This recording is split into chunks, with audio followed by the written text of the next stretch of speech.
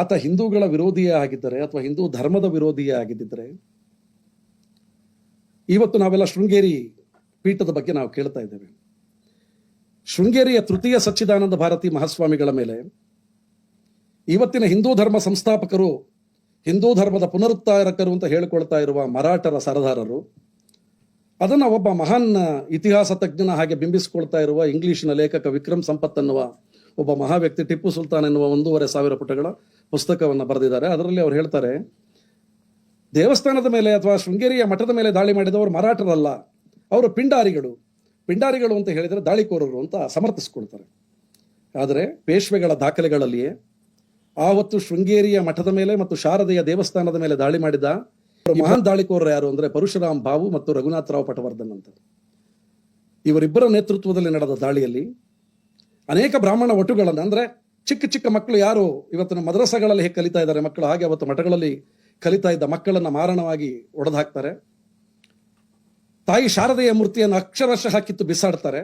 ಕಾರಣ ಏನು ಹೇಳಿದ್ರೆ, ಹಿಂದೂ ಧರ್ಮದ ಪ್ರಕಾರ ಯಾವುದೇ ದೇವರ ಪ್ರತಿಷ್ಠಾಪನೆಯನ್ನು ಮಾಡುವಾಗ, ಪ್ರಾಣ ಪ್ರತಿಷ್ಠಾಪನೆಯನ್ನು ಮಾಡುವ ಮೊದಲು ಆ ಜಾಗಕ್ಕೆ ಅತ್ಯಮೂಲ್ಯವಾದಂತಹ ಚಿನ್ನ, ವಜ್ರ, ಮುತ್ತು, ಹರಳುಗಳನ್ನು ಹಾಕಬೇಕು ಅನ್ನುವುದೊಂದು ನಮ್ಮಲ್ಲಿ ಅದು ಪ್ರಾಚೀನವಾದ ನಂಬಿಕೆ ಮತ್ತು ಆಚಾರ.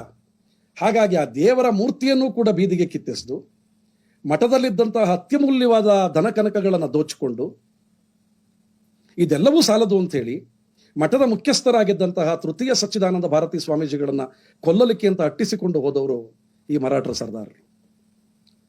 ಆವತ್ತು ತೃತೀಯ ಸಚ್ಚಿದಾನಂದ ಭಾರತಿಯವರು ಎಲ್ಲಿಯೂ ಆಶ್ರಯ ಸಿಗದೇ ಇದ್ದಾಗ ಕಾರ್ಕಳದ ಒಂದು ಜೈನ ಬಸದಿಯಲ್ಲಿ ಆಶ್ರಯವನ್ನು ಪಡೆದುಕೊಳ್ತಾರೆ.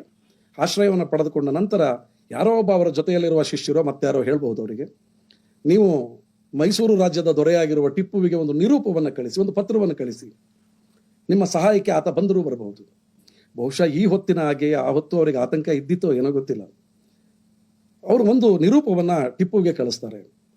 ಬಾದಶಾಹ ಟಿಪ್ಪು ಸುಲ್ತಾನ್ ರವರಿಗೆ ಶೃಂಗೇರಿ ಸಂಸ್ಥಾನದ ಅರಿಕೆ ಅಂತ ಹೇಳಿ ಬರೀತಾ, ನಮ್ಮ ಮೇಲೆ ಇಂತಹದ್ದೊಂದು ಘೋರವಾದ ದಾಳಿ ನಡೆದಿದೆ.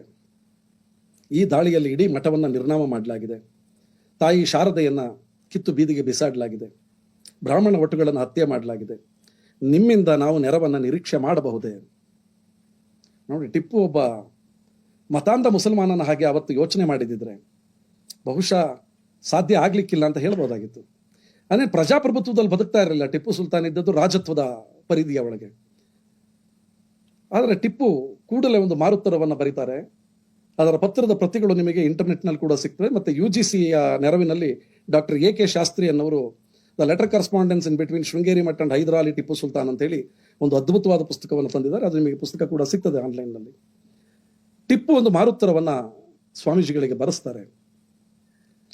ಆ ಪತ್ರವನ್ನು ಕೂಡ ಅತ್ಯಂತ ಸೂಕ್ಷ್ಮವಾಗಿ ನಮಗೆ ಗಮನಿಸಬೇಕು. ಟಿಪ್ಪುವಿನ ಬೇರೆ ಎಲ್ಲ ಪತ್ರಗಳಲ್ಲಿ ಟಿಪ್ಪು ಸುಲ್ತಾನ್ ಬಾದಶಾಹ ಎನ್ನುವ ಶಬ್ದ ಇರ್ತದೆ. ಆದರೆ ಸ್ವಾಮೀಜಿಗಳಿಗೆ ಪತ್ರ ಬರೆಯುವಾಗ ಟಿಪ್ಪು ಸುಲ್ತಾನ್ ಬಾದಶಾಹ ಎನ್ನುವ ಭಾಗವನ್ನು ಕತ್ತರಿಸಿ ಕೇವಲ ಟಿಪ್ಪು ಸುಲ್ತಾನ್ ಮಾಡುವ ಪ್ರಣಾಮಗಳು ಅಂತ ಬರೆದು, ತಾವು ಕೂಡಲೇ ಸ್ವಸ್ಥಾನಕ್ಕೆ ಮರಳಬೇಕು, ಶೃಂಗೇರಿಗೆ ನೀವು ಬರಬೇಕು, ಶಾರದಾಂಬೆಯನ್ನು ಪುನರ್ ಪ್ರತಿಷ್ಠಾಪನೆ ಮಾಡಬೇಕು ಮತ್ತು ಈ ನೆಲಕ್ಕೆ ಶನಿಗಳಂತೆ ವಕ್ಕರಿಸಿಕೊಂಡಿರುವ ಬ್ರಿಟಿಷರನ್ನು ತೊಲಗಿಸುವಂತೆ ಆ ದೇವರಲ್ಲಿ ಪ್ರಾರ್ಥಿಸಿ ಶತಚಂಡಿ ಯಾಗವನ್ನು ಮಾಡಬೇಕು. ಅದಕ್ಕೆ ಸಲ್ಲುವ ಎಲ್ಲ ವೆಚ್ಚಗಳನ್ನು ನಮ್ಮ ಸರ್ಕಾರ ಭರಿಸ್ತದೆ ಅಂತೇಳಿ ಒಂದು ನಿರೂಪವನ್ನು ಬರೆದು ವಾಪಸ್ ಕಳಿಸ್ತಾರೆ.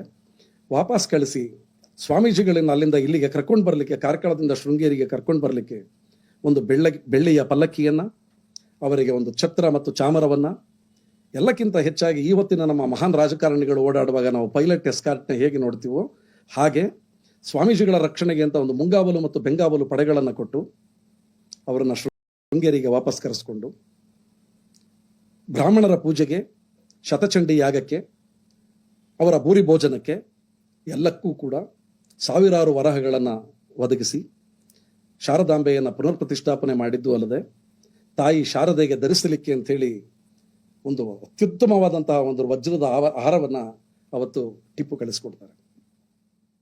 ಇವತ್ತಿಗೂ ನಾವು ನವರಾತ್ರಿಯ ಸಂದರ್ಭಕ್ಕೆ ಶೃಂಗೇರಿಗೆ ಏನಾದರೂ ಭೇಟಿ ಕೊಟ್ಟರೆ ನವರಾತ್ರಿಯ 9 ದಿನಗಳ ಪೂಜೆಯ ಒಂದು ದಿನ ಟಿಪ್ಪು ಸುಲ್ತಾನ್ ಬಾದಶಾಹರು ನೀಡಿದ ವಜ್ರದ ಹಾರದಿಂದ ತಾಯಿ ಶಾರದೆಯನ್ನು ಶೃಂಗರಿಸಲಾಗಿದೆ ಅಂತ ಅವರಲ್ಲಿ ಹೇಳಿ ಪೂಜೆ ಮಾಡುವುದನ್ನು ನಾವು ನೋಡ್ತೇವೆ.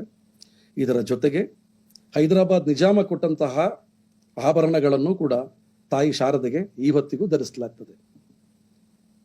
ಇಲ್ಲಿ ಬಾರದ ಅಡ್ಡ ಬಾರದ ಧರ್ಮ ನಿಮ್ಮ ರಾಜಕಾರಣದ ವಿಚಾರಕ್ಕೆ ಬಂದಾಗ ಯಾಕೆ ಅಡ್ಡ ಬರ್ತಾ ಇದೆ? ಪ್ರಶ್ನೆ ಮಾಡಬೇಕಾದವರು ಯಾರು? ಇವತ್ತು ಟಿಪ್ಪು ಧರ್ಮದ್ರೋಹಿ, ದೈವದ್ರೋಹಿ, ಕನ್ನಡ ವಿರೋಧಿ ಹೀಗೆಲ್ಲ ಮಾತನಾಡುವ ನೀವು ಶೃಂಗೇರಿ ಮಠಕ್ಕೆ ಟಿಪ್ಪು ಸುಲ್ತಾನ ಮಾಡಿದ ಈ ಒಂದು ಕೊಡುಗೆ ಐತಿಹಾಸಿಕವಾದ ದಾಖಲೆಗಳಾಗಿ ಲಭ್ಯವಿದ್ದರು. ಈ ದಾಖಲೆಗಳು ಟಿಪ್ಪುವಿನ ಆಸ್ಥಾನದಲ್ಲಾಗಲಿ, ಟಿಪ್ಪುವನ್ನ ಪ್ರೀತಿಸ್ತಾ ಇರುವ ಸಮುದಾಯದಲ್ಲಾಗಲಿ ಇಲ್ಲ. ಈ ಎಲ್ಲ ದಾಖಲೆಗಳು ಜತನವಾಗಿ ಕಾಪಿಟ್ಟುಕೊಂಡು ಬಂದಿರೋದು ಶೃಂಗೇರಿ ಮಠ. ಶೃಂಗೇರಿ ಮಠದ ದಾಖಲೆಗಳನ್ನೇ ಯೂನಿವರ್ಸಿಟಿ ಗ್ರಾಂಟ್ ಕಮಿಷನ್ ಅಧಿಕೃತವಾಗಿ ತನ್ನ ಒಂದು ಪುಸ್ತಕದಲ್ಲಿ ಪ್ರಕಟ ಮಾಡಿದೆ. ಯಾಕೆ ನಾವು ಇದನ್ನು ಒಪ್ಪಲಿಕ್ಕೆ ತಯಾರಿಲ್ಲ?